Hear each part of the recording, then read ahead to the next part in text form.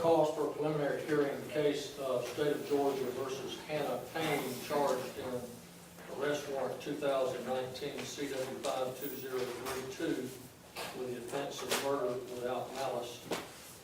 The defendant is present, represented by Attorney Matthew A. Tucker. The state is represented by District Attorney Tracy Graham Lawson. This is Judge West presiding. Ms. Lawson, you may proceed. Thank you, Judge. Raise your right hand. Solemnly swear or affirm the evidence you're about to give this court in the case of the State of Georgia versus Hannah Payne will be the truth, the whole truth, and nothing but the truth, so help you God. Yes, ma'am. Make sure you pull the mic up and state your name and occupation. Good morning. I'm Detective Keon Hayward with Clayton County Police Department. And to what unit are you assigned? Major felonies, And those include what? homicides, armed robberies, home invasions, major crimes. And how long have you worked for our police department? 5 years. So on May 7th of 2019, did you have cause to have assigned you a case involving Hannah Payne? Correct. And approximately 6 o'clock on that particular evening, did an incident occur at Clark Howell Highway and Forest Parkway? Correct. And please explain to Judge West what had occurred at that intersection. At that intersection, a hit and run or an accident occurred where a 2002 red Dodge Dakota ran a red light, struck a semi-truck. And at that particular intersection, the defendant, Mrs. Payne, witnessed that. Okay, I'll keep asking you questions. Okay, so an accident occurred, and who was driving the Dakota truck? The victim, Kenneth Herring. Mr. Herring. Yes. All right, and there was somebody else driving the semi-truck. Correct. And how was Miss Payne involved, if at all? She witnessed the incident. She was also stopped at that intersection where the victim ran the red light. And what kind of vehicle was Miss Payne driving? She was driving a black and colored Jeep Cherokee. So Jeep. did Mr. Herring stop at that scene? Yes. For approximately how long? Approximately 20 minutes, 15 to 20 minutes. And was there another individual that witnessed the accident that has a law enforcement background? Correct. And what was that individual's name, if you remember? Mr. Robertson. And what is his actual profession currently? His name is Terry Robinson. He's a state corrections officer. And does he have any kind of special training that was relevant at this incident regarding Mr. Herring? Yes, he works in the infirmary at one of our state prisons here in the local area. So he's medical training. Correct. And was he able to speak to Mr. Herring? Yes. And what did he smell any odor of alcohol about him? No. And what did he think was, based upon his training as a medic, what did he feel was occurring with Mr. Herring? He believed that Mr. Herring was having a medical emergency. And what was his opinion as to what the medical emergency was? Probably in a diabetic shock or something consistent in that nature. And it was based upon what symptoms that he observed? He observed Mr. Herring to have red to orange eyes. He observed Mr.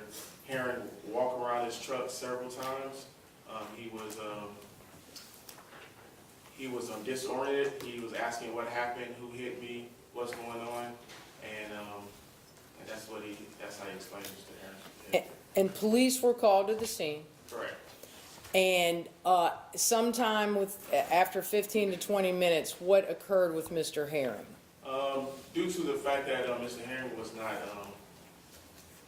appearing to be in good health, Mr. Robertson asked him to sit down in his truck, and then Mr. Herring cranked up his truck, revved the engine several times, and drove away. Okay, was anyone at the scene calling authorities at that point in time? Correct. And who was that? Ms. Hannah Payne as well as Mr. Robertson. And Mr. Robinson, were he and Ms. Payne having any exchange of conversation? Yes. And what did Mr. Robinson tell Ms. Payne or vice versa? While Mr. Herring was driving off, he asked Ms. Payne to get the tag, try to get the tag. Meanwhile, Ms. Payne's on the phone with 911 operator? Correct. And what is the 911 operator instructing Ms. Payne to do? To remain at the scene, do not follow Mr. Herring. And did the 911 operator say that more than once? Several times. And what was the explanation given by the 911 operator? The explanation? of why she should remain at the scene? It's safer. Should go back to the scene where it's safer and uniform officers are around.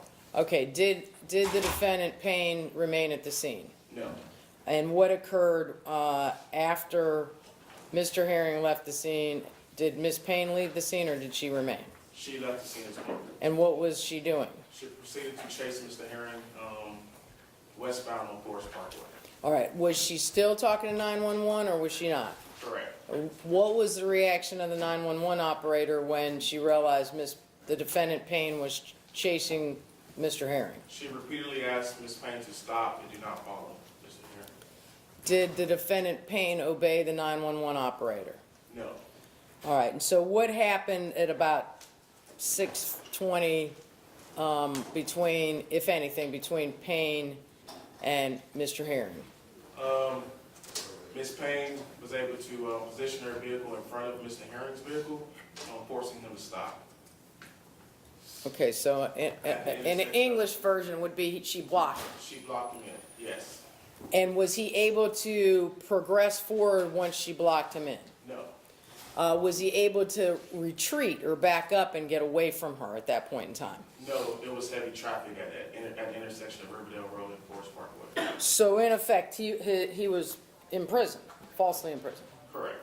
All right, and then were there any people at that intersection that observed what was occurring from when that happened on?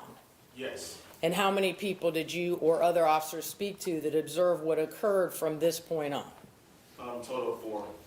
And did you talk to them or did others talk to them? I did speak with 2, and 2 other detectives spoke with the other 2. And how would you describe the traffic on May 7th at about 6:30 in the evening at that intersection?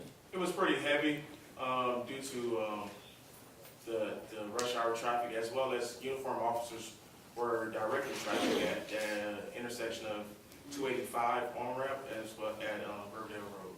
And do you know why they were directing traffic? Yes, they was responding to another call that was there where they had to redirect traffic. Another wreck call? Correct. So I'm not sure of the nature of the call, but it was something for them to have to redirect traffic.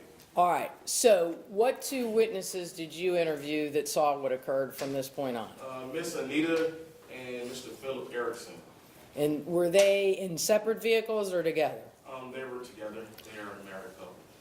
And so could you visually describe the intersection, or actually, can I get you to, if I give you a piece of paper, could you draw for us